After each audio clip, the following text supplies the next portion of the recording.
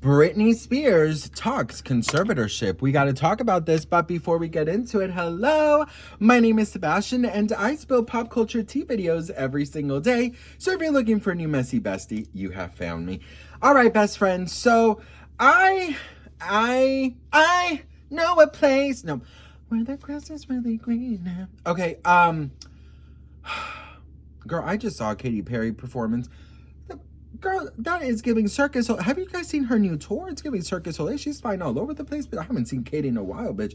Anyways, Britney Spears.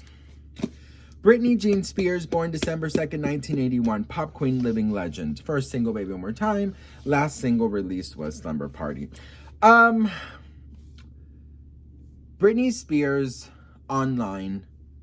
Britney Spears in all of the headlines is always coming from a negative place, from either comments or you know, just random headlines, correct? The way Britney Spears is treated is absolutely disgusting, and this is unfortunately nothing new. Britney Spears has been treated this way for a very, very long time, and there is such a misconception about Britney, and there's a lot of people that don't even know really what she went through. So I thought that I always encourage everyone to please buy this book, The Woman in Me. A lot of people don't know about her conservatorship. In fact, the other day I was talking to a new friend, and he told me that he wasn't even aware that Britney Spears was in, or he was aware that he was in a conservatorship. He just didn't know what it was, okay? Until I even told him that even she didn't even have the choice to decide if she wanted an IUD. So I thought it would be a really good idea in today's class to calm things down a little bit and read a little bit about the conservatorship and how it started and what a little of the things she went through.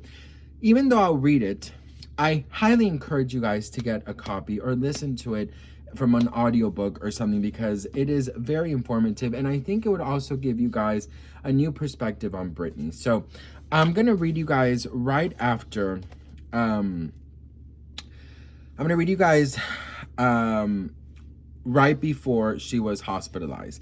Okay, this was in the middle of her paparazzi frenzy drama. I mean, it was just horrible for her. But anyways,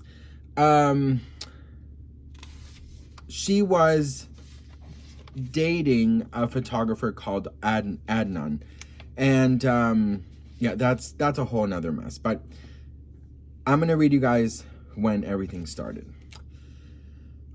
My mom called me one day and said, "Britney, we feel like something's going on. We hear that cops are after you. Let's go to the beach house." "The cops are after me?" I said. "For what? I hadn't done anything illegal that I knew for sure. I'd had my moments. I had my wild spell. I'd been high on Adderall and acted crazy, but I didn't do anything criminal. In fact, as she knew, I'd been with girlfriends the prior 2 days. My mom and I had a sleepover with my cousin Allie and 2 other girlfriends. Just come to the house," she said. "We want to talk to you." So I went to the house with them. The photographer met me there. My mother was acting suspicious. When the photographer got there, he said, "Something's up, right?" "Yeah," I said, "something's really off." All of a sudden, there were helicopters going around the house. "Is that for me?" I asked my mom. "Is this a joke?" It wasn't a joke. Suddenly, there was a SWAT team of what seemed like 20 cops in my house. "What the fuck did I do?" I kept shouting. "I didn't do anything." I know I had been acting wild, but there was nothing I'd done that justified their treating me like I was a bank robber. Nothing that justified upending my entire life. I'd later come to believe something that changed that month, since the last time I was brought to the hospital for evaluation.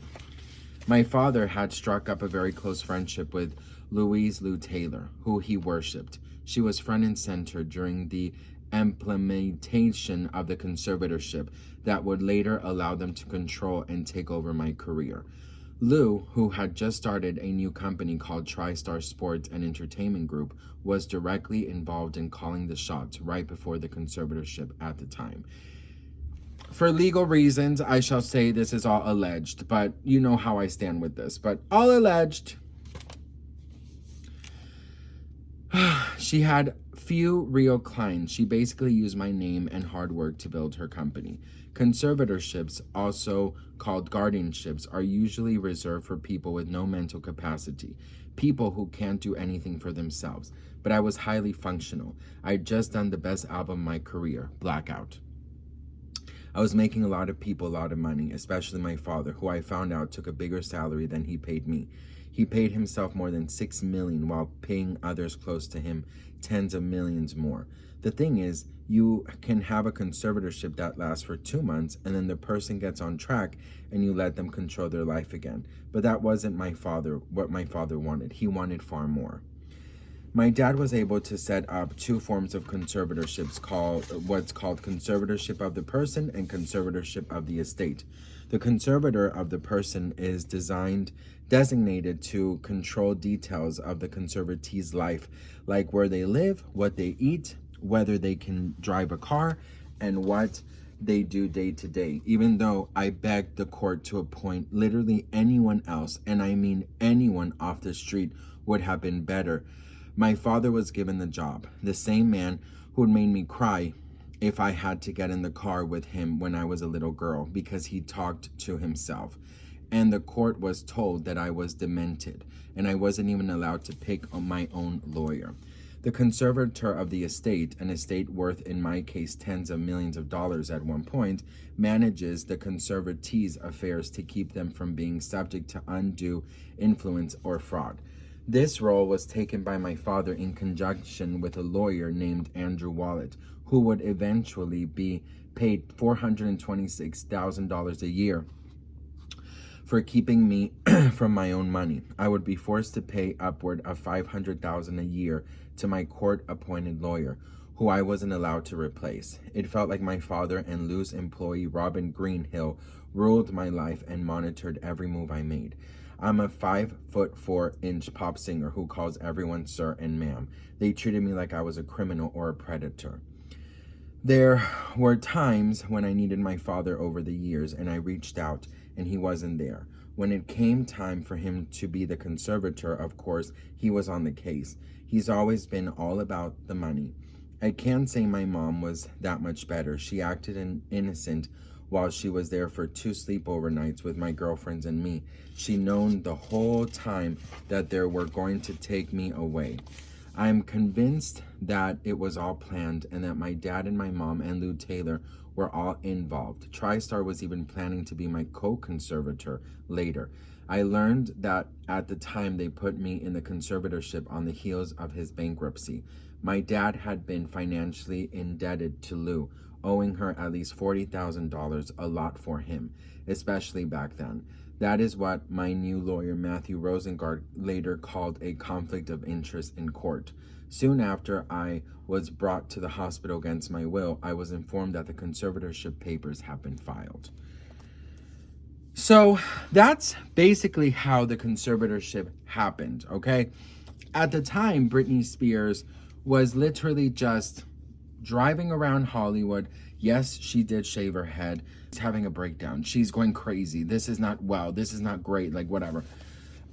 So Britney Spears is, after Princess Diana and Marilyn Monroe, probably the most photographed woman in the world.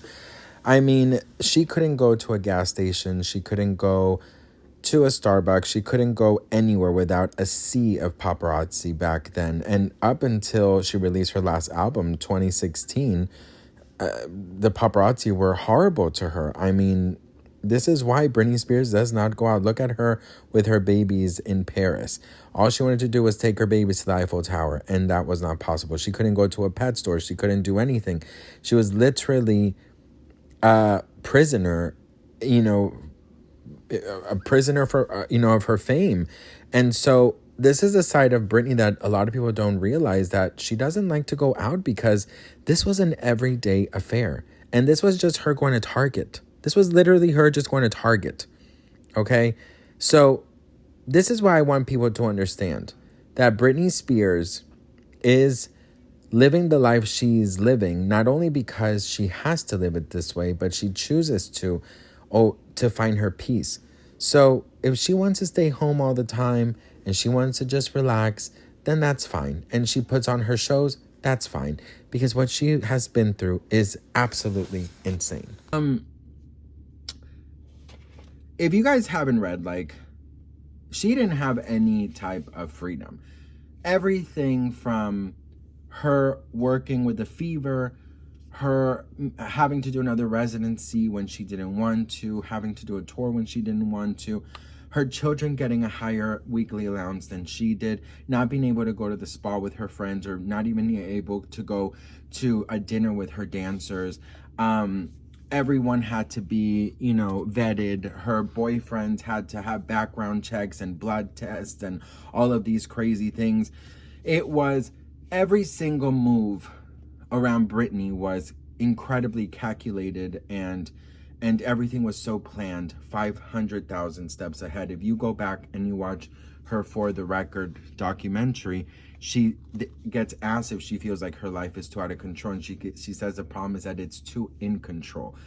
If you know Britney, you know that she was a very free spirit. She was always loving and wanting to hang out with girlfriends and watch Sex and the City and be free and go to the mall and eat vanilla ice cream and whatever. And all of a sudden, she's being told what to do with every aspect of her life, including food. Her food was monitored. She wasn't allowed to ask her private chef that she paid for to make her anything out of the ordinary. She couldn't have coffee. I mean, this book is full of so many things. So that's why I ask you, and I always plead that when you see her on Instagram, just give her some grace, because what she went through, and this is just part 1. There's a part 2 coming out. So what she went through is so massive, and it's so crazy. And the reason I have to say it's all alleged is because, you know, there's certain people that always like to call Britney Spears a liar and try to, you know, get people in trouble. So of course I have to say allegedly to all of this. But I personally do believe Britney Spears, and I believe every single word that she says. And I just feel like us Britney fans, we can't stop fighting for her. And I just asked, if you don't really know much about her and you're catching yourself, you know, judging her, just kind of give her some grace and read this book. So if you guys want me to read another chapter, let me know in the comments below, because I'd love to do more story times with you. And I also would love to educate the masses of what Britney Spears actually survived. So I love you, Britney. I love you all. And I'll see you guys in my next video. Mwah. Bye.